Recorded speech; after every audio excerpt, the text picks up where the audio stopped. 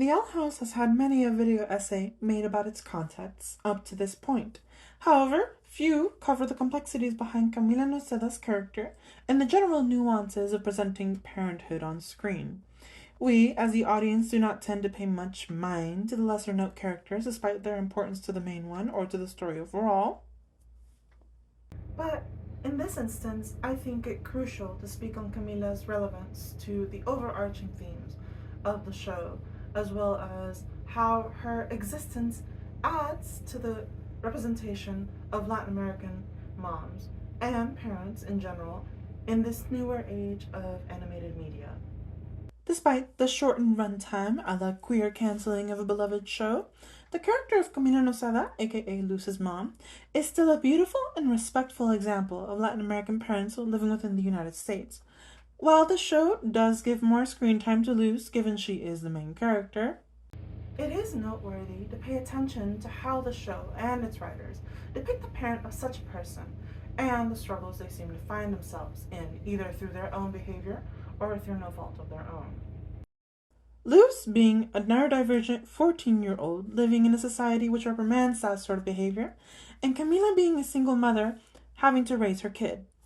All the while, Luz seems to have trouble noticing social boundaries amongst her continued disruption of multiple classes, as seen in the first episode of the series. The relationship is one of love, with a dash of misunderstanding, as well as unwillingness to face their true issues head on. It literally runs in the family, as we see in Thanks to Them. Toon Ruins covers the aspect of Luz's neurodivergency in her video covering the controversy that Camila was gaining following the premiere of yesterday's live, as many in the fandom were accusing her of being a potentially abusive parent.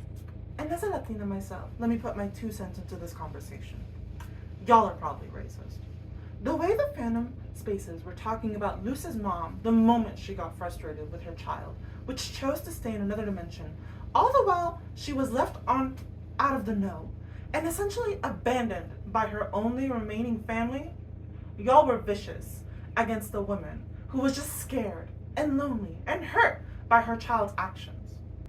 Growing up, I saw this racist behavior firsthand whenever me or my little sister made a small scene and my mother would rightfully reprimand us with a louder tone.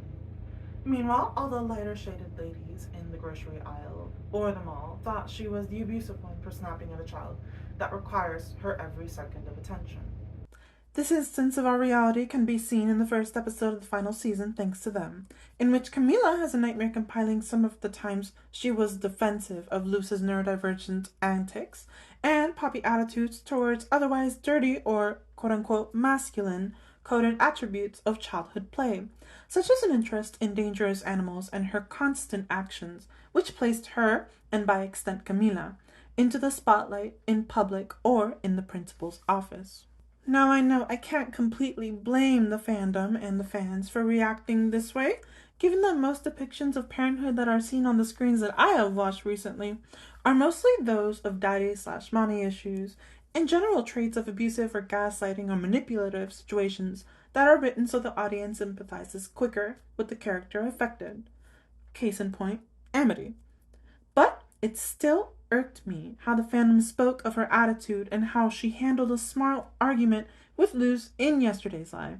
Camila is a mother trying her best to raise a child she does not entirely understand, but who she does love with the utmost care and whom she never judges, instead going along with her games and imagination, only reminding Luz of her constraints whenever she puts herself and her classmates in danger or makes others uncomfortable.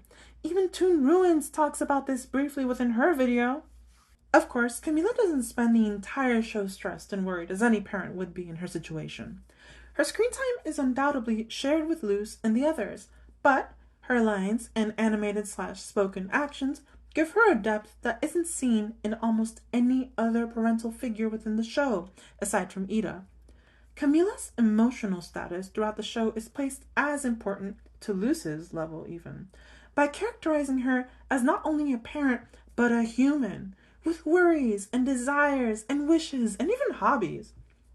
She isn't as bland and as flat as Willow's gay dads were depicted, but rather as vibrant and energetic as her daughter in certain aspects. It is even hinted at that she also might carry some neurodivergent attributes that are seen more explicitly in Luce, such as a hyperfixation with Cosmic Frontier. The writing team made sure to give her humane characteristics, which most shows forget to develop in even their main characters, because they knew what it would mean to see and empathize with a family separated by magical circumstances, at the hands of both individual choice and a white colonizer trying to commit wizard genocide over hundreds and hundreds of years of preparation. It is also novel that a Latin American, Dominican American in this instance, family and girl are at the center of this fantasy setting, where we have grown accustomed to thinking of it only as a genre for white characters, as the racist fandoms make sure to remind us racialized folks.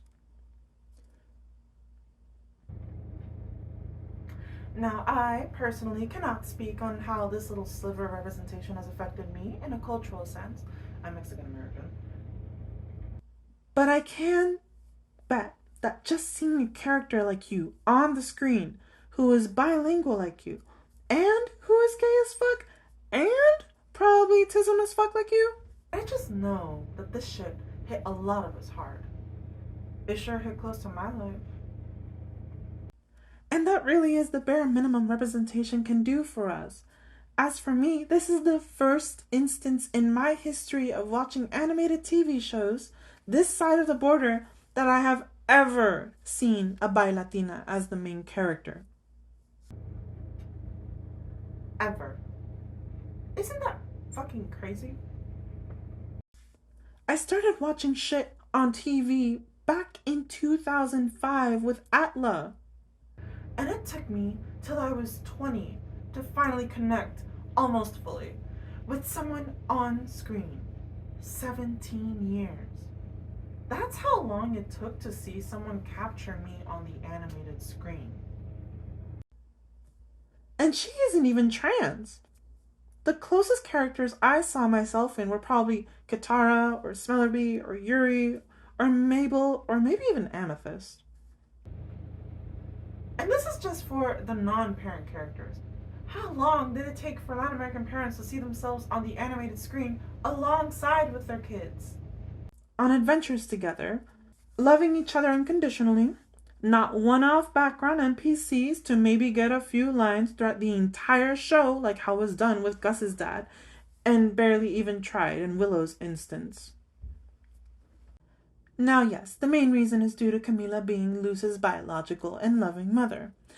And Ida, in the remainder of the show, is meant to mirror her nurturing nature while relating to Luce's neurodivergency and weirdness more explicitly, which Camila was too scared to admit and even pressured her whole life to keep it a secret through not only the systemic silencing endured by her during her time in school, but also by individuals like the more direct bullies who teased and made fun of her during the same period of time. Camila was simply pressured to repeat the cycle through Luce by way of her not, quote-unquote, fitting in and being a disturbance, which then fell upon her by the principal and other parents to succumb her child to the same rigid and oppressive structures which shaped her into being the quiet and non-confrontational person she was before the events of the show. But of course, Luce's personality was never going to be tamed. And Camila was never going to oppress her own daughter for the sake of keeping an holistic peace in a holistic and queerphobic society. She wanted more for Luce, and fought those who sought to ostracize Luce's boldness and extroverted nature. She is doing what she wished her parents would have most likely not done for her, even after the death of her husband, which probably fought alongside her, and is inferred to have supported Luce's interests even in death, as shown by Luce's confessional diary, in thanks to them. All her actions, despite how little screen time she got, in the end show just how dedicated and supportive Camila is as a mother to such an amazing kid just trying to figure herself out. Now, during the show, it can be seen that both historically and currently, in the canon of the events, that Luce is just trying to learn how to live life comfortably, and happy while gaining the strength and courage to fight for what she loves. And that Camila, as a middle-aged parent, is still learning to do the same for herself and for her daughter. Like, it wasn't until she had to foster the gang that she was reminded that she was a nerd just like Hunter and Gus and like Luz. She is visibly tired, as all of us are as we get older, but she has never introspectively searched inside herself for the person she once was and had the pride of being. Luz and everyone else's age are crucial to the storyline, specifically in the cases of Ida, Rain, and Camila. We get flashbacks for all of them and witness as their dreams and aspirations get crushed, either by insecurity or by sabotage. But through Camila and Ida, Luz reminds them during her adventures that they only lack the courage and vision in order to become happier and more fulfilled people by foregoing society's intentionally oppressive systems that keep one bound to reality and make them think only of what they can do to survive and not try to fight back.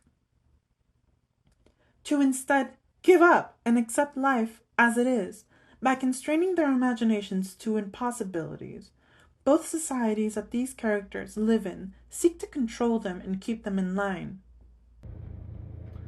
Sure, both of them do rebel in their own ways. Ida never agreeing to the coven system, and Camila being a single working mother who refuses to suppress her daughter's creativity unless pressured to.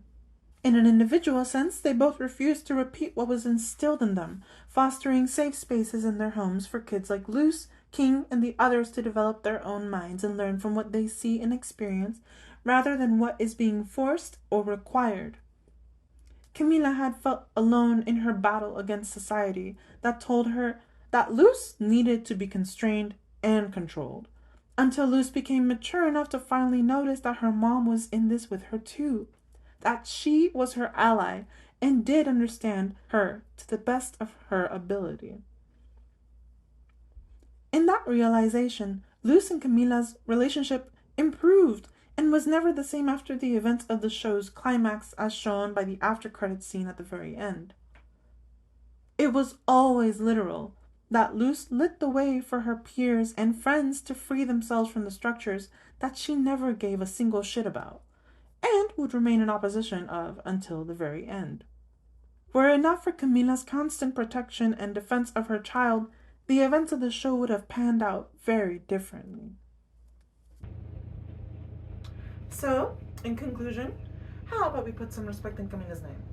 Okay? Thank you. And... bye!